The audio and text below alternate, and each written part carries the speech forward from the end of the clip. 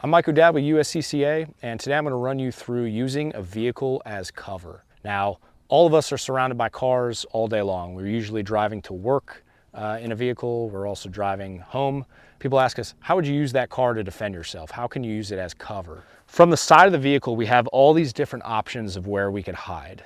Now, a lot of people, they'll see police officers and first responders pull up and they use the doors, especially in movies from the 80s. You see a lot of people using the doors as cover. Well, law enforcement is different. Oftentimes they have ballistic plating in their doors. But for the rest of us, we don't have ballistic plating in the doors. And you'll find out that these doors are quite hollow and rounds penetrate. Even 22 caliber, small bullets will fly and pass right through these doors. So the real question is, where do you want to be? What are some good places? These are places that actually do stop rounds. One of the first places I would say is be behind a pillar. Be behind a pillar, or even here. Now these ones are usually angled pretty steeply, but it still does stop rounds. Now every car is different, so you're gonna have to really rely on like the make of your car. Although these parts can stop rounds, they're more likely to redirect rounds, and that's a big difference. You don't want to rely on something that redirects a round, you want to rely on it stopping a round. So really the two most important places you could be of the car, the wheel well. The wheel well stops rounds. We've shot 50 cal ammunition at the wheels of a car and it barely makes a dent. And then at the front,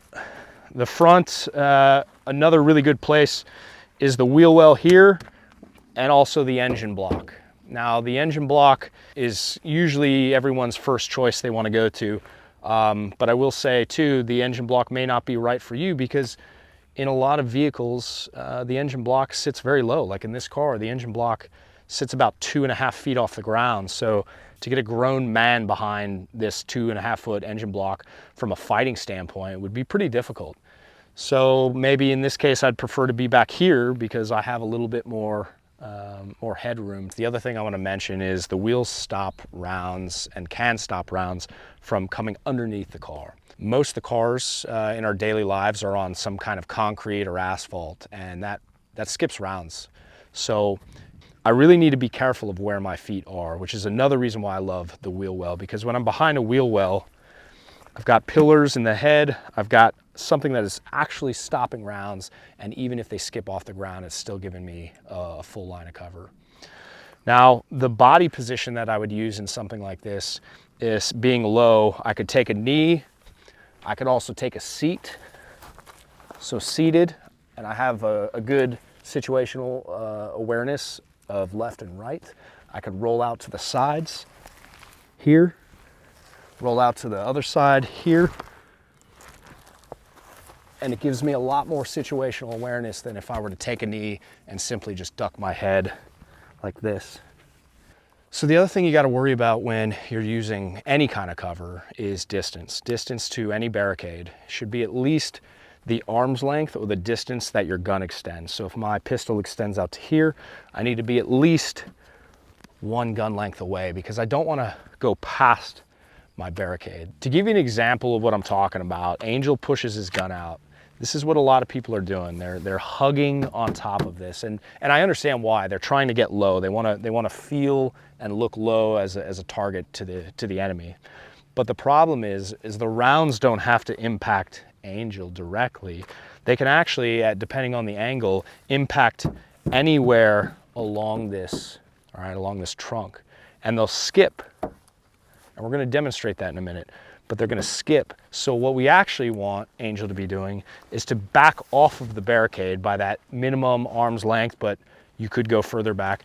And then he still has the clearance, the height clearance to take his shots. But when the rounds impact, they skip up and over his head.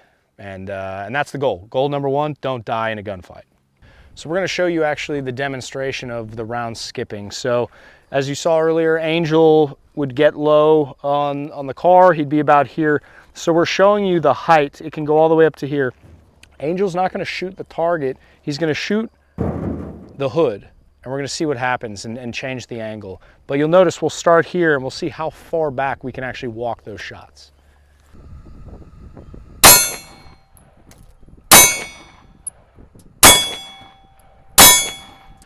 All right, so check this out. What Angel just did was show from a variety of shooting points. When he shoots here, he's hitting targets low, low, low. So if that person's face is here, you can shoot out to here and you're still nailing the target. These ones that went up high in the face and the shoulder were actually his initial shots that were way back here. Way back here, and the angle changed from about, what is that, 3.5 feet across, and it only rose about 8-9 inches, okay?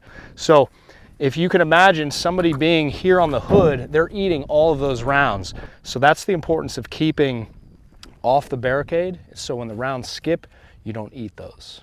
Using the car as cover from the rear is basically taking the same principles from the side that we talked about and realizing how much more narrow the car is, okay? A few considerations. The back here is quite protected in terms of cover.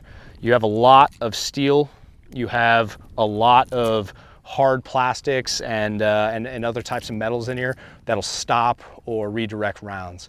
So some of the things you want to avoid, one is crowding the barricade. So a lot of people we see will take their knee and their basically body on here. Problem is when they go to push out, they push out past the barricade, past that threshold.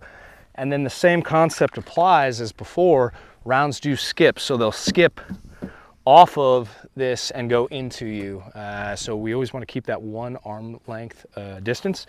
So I would push out back here and extend, take my shots, and come back in behind cover.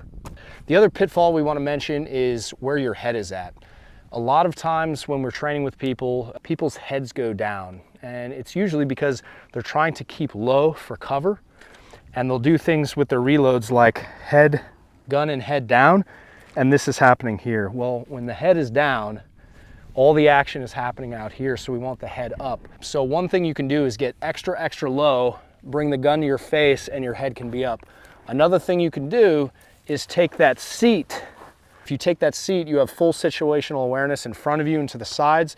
You can roll out to the side, roll out to the left and right, but you won't get stuck with your head down. Either one of those we recommend. Using your car as cover from the front is almost the same as from the rear. The same things will apply with distance.